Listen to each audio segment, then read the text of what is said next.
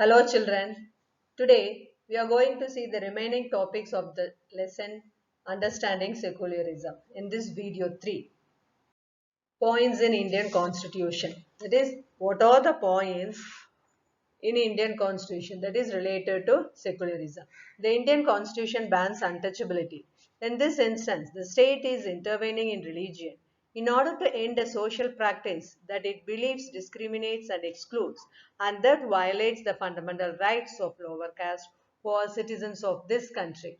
Similarly, to ensure that laws relating to equal inheritance rights are respected, the state may have to intervene in the religion-based personal laws of communities.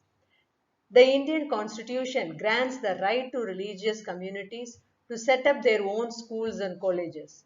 It also gives them financial aid on a non-preferential basis. The intervention of the state can also be in the form of support. The next topic is, in what way is Indian secularism different from that of other democratic countries? Some of the objectives are similar to those that have been included in the constitution of secular democratic countries in other parts of the world. For example, the First Amendment of the US Constitution prohibits the legislature from making laws respecting an establishment of religion or that prohibits the free exercise of religion. What is meant by the word establishment is that the legislature cannot declare any religion as the official religion, nor can they give preference to one religion. In the USA, the separation between state and religion means that neither the state nor religion can interfere in the affairs of one another. There is one significant way in which Indian secularism differs from the dominant understanding of secularism as practiced in the United States of America.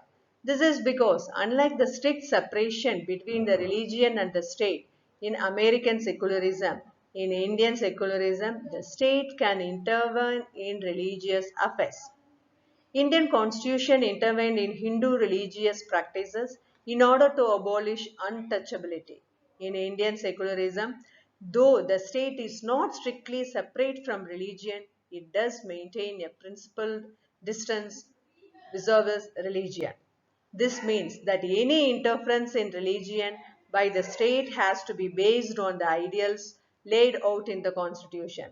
These ideals serve as the standard through which we can judge whether the state is or is not behaving according to secular principles. The last topic of this lesson is an event in France. In February 2004, France passed a law banning students from wearing any conspicuous religious or political signs or symbols such as the Islamic headscarf, the Jewish skull cap, or large Christian crosses. This law has encountered a lot of resistance from immigrants who are mainly from the former French colonies of Algeria, Tunisia, and Morocco. In the 1960s, France had faced a shortage of workers and therefore had provided visas for these immigrants to come and work in the country.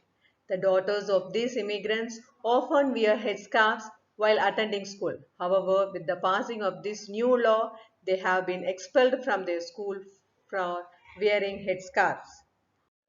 The question for this session. First question, in what way is Indian secularism different from that of other democratic countries? Second, list down few points about secularism in Indian constitution. Third, write a short note on event in France. This question you have to refer page number 25.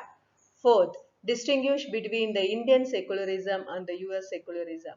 The last question, make a list of activities in India which violate secularism. Thank you, children.